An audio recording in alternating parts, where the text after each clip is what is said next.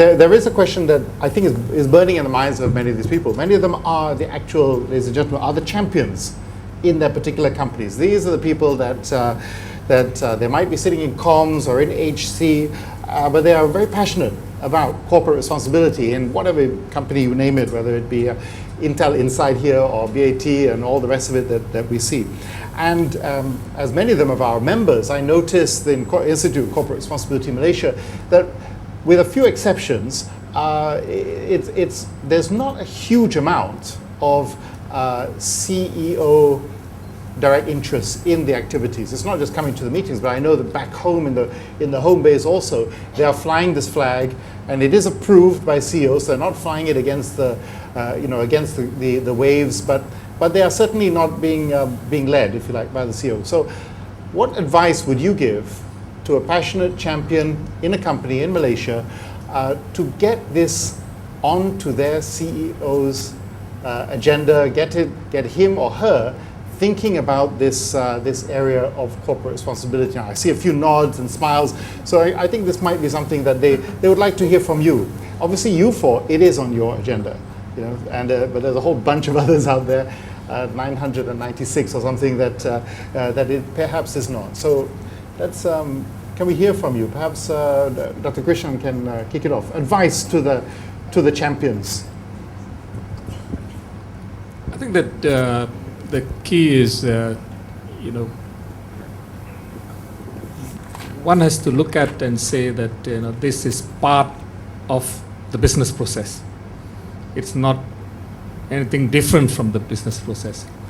See that if you just talk to any CEO, and if he has not read enough about CR or CSR, his first impression is, of course, philanthropy.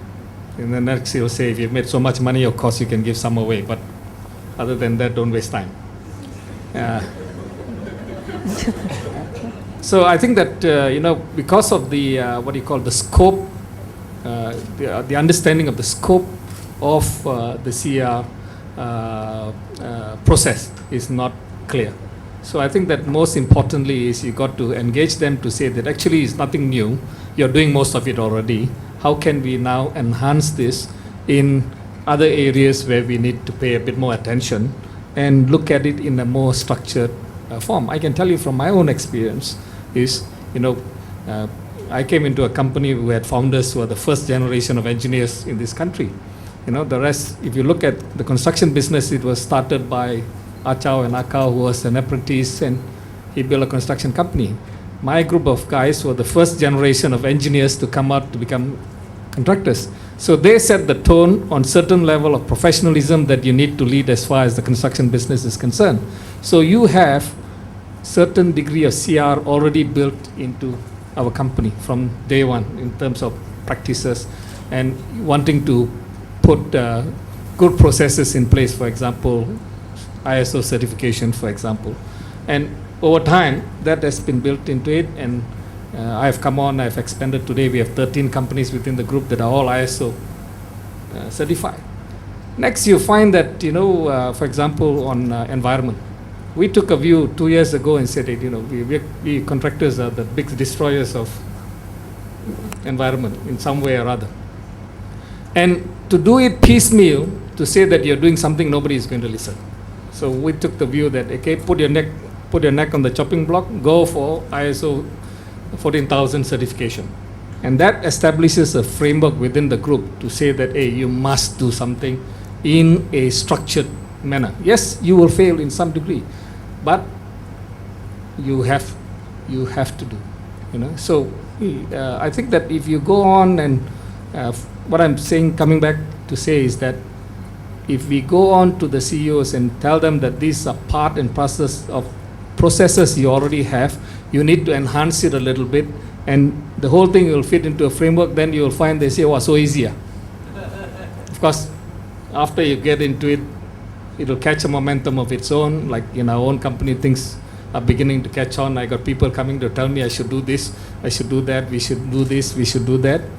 And in many instances, you can see that I'm not a very structured person as far as CR is concerned, but we are slowly evolving something within the group that that when you realize that, when we started writing our 2007 annual reports, CR section, and then we use the Bursa's framework to slot in, you find that, wait, we have done most of these things already, so you actually done a lot more than what you think is CR, Okay.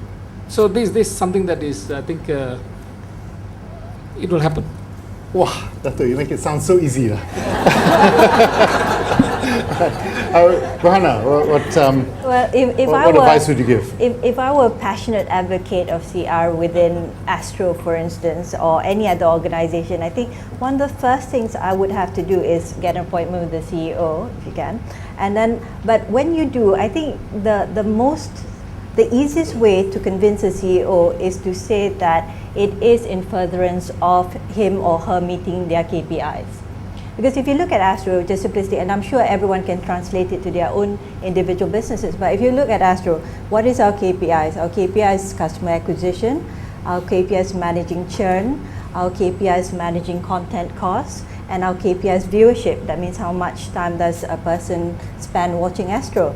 And if you look at the CR initiatives that we're doing, each one of them we believe is in furtherance of that KPI.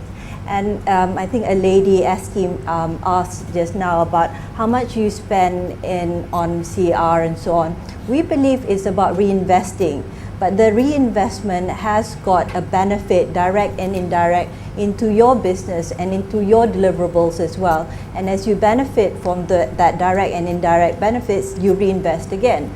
Because again, if we basically convince our customers that Astro is more than just entertainment, it's entertainment plus, and your kids are actually benefiting from it in terms of education, in terms of wellness, in terms of lifestyle, in terms of a sporting lifestyle, then you know what, chances are, even when people put up their prices and so on, they're less willing to churn out of Astro, because it's not just trivial entertainment, it brings more to the households, it brings more to the people in the household. So it's about that. So by virtue of, if we are in a brand, and when we translate it to our employees, we've got a tagline, it's a brand extension, it's called making your life richer. So simpler translation is enriching lives. If all of us believe that that's what we're doing, it can become sustainable. But if I was a CR advocate, and if your company, you don't believe is doing enough, just convince your CEO that it is part and parcel of their delivery system, part and parcel of how they're going to deliver their results. Right. And get the appointment. And get the appointment. Don't be shy. Irene. It's making me smile because you got to remember CEOs are just people themselves. So the last thing you do is go and beat them up and insult them and say you're not doing enough. You get the appointment, sure, but get your arguments in a nice, compact, logical order. And it's any kind of sell job that you're going to do. If you really don't think the CEO is doing enough, then what sort of person is your CEO? Is it the sort of person who's appealed to or has a numbers focus? So are you going to get them to buy this because it makes numerical sense? Are you going to get them to buy this because you happen to know that they share your passion?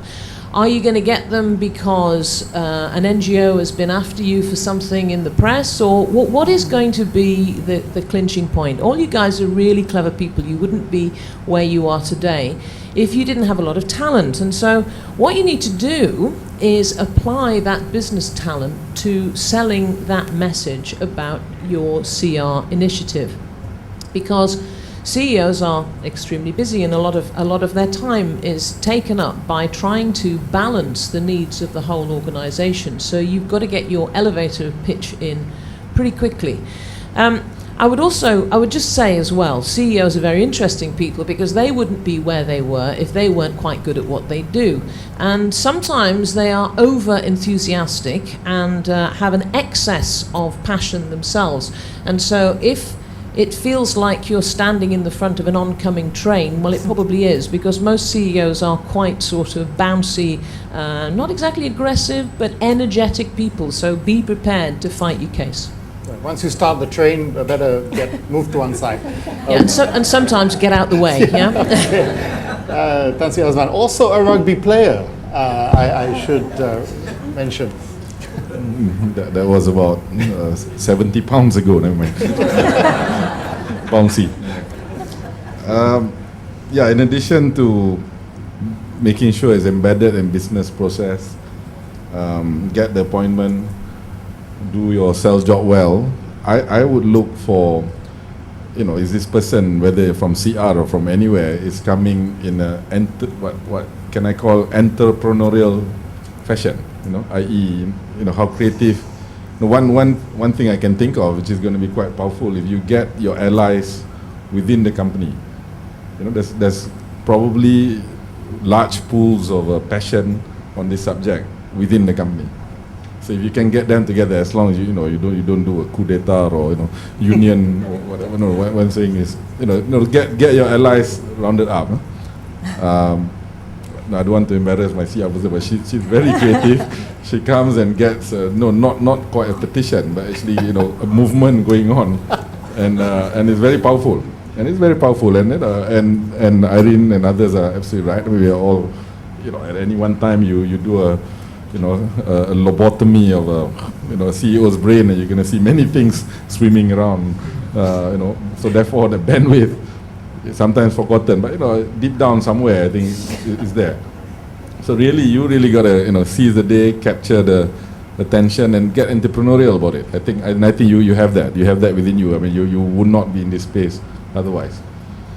Finally, I would say the point made right at the outset that I think talent gravitates towards firms that are successful, and I think firms are successful because of CR rather than in spite of CR. I think that has to be really understood, and therefore the gravitation of which in my personal view is a reflection of the world, and the planet. There's so many problems, and people really find it difficult just to, if you do well in being a good career professional, make money, etc., you're probably going to think, the truly good ones, what else can I do?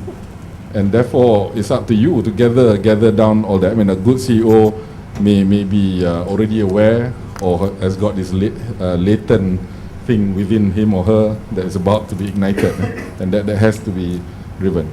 If all else fails, go and gravitate to the firms that are big champions and really drive that. And frankly, when you vote with your feet, come to Kazana or come and join us. Never mind. Approve. My publicist, among other things. Sorry. Thank you.